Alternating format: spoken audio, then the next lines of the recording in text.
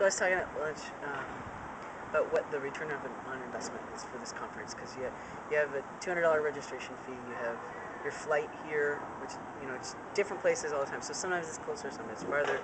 But figure $400. Hotel for that many nights is always around $400. So you're looking at like $1,000 round number, and like what makes it worth it for me to come here. And this is like my favorite conference of all the conferences I know about and go to. This is my favorite, and I was trying to figure out what the return on it, like what makes it best, like what makes the return on investment the best.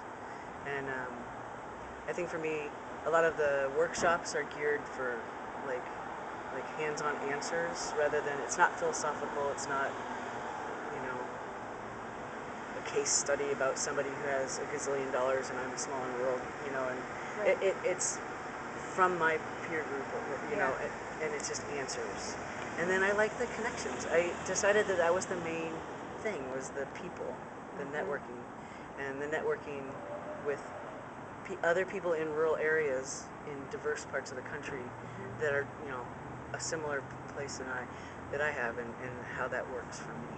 Yeah, for me, it is the connections. It's the connections to people and connections to information. But every time I come to this conference, it feels like it's a small town. I feel like I recognize people. If I don't know people, they always say hello. It's just a really friendly, accommodating conference. And each year I learn something new. Each year I meet new people, and I never feel overwhelmed. I never feel as though there's so much to see I can't possibly do it all, because this conference repeats sessions, for one thing, which is genius. No other conference does that. They make sure that everything is at your fingertips and you're not exhausted so that you can't go to more sessions. It's just the perfect amount of information, a really nice size.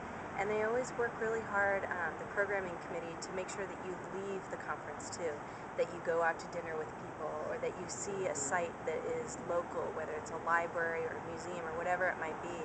And I think it makes this conference special.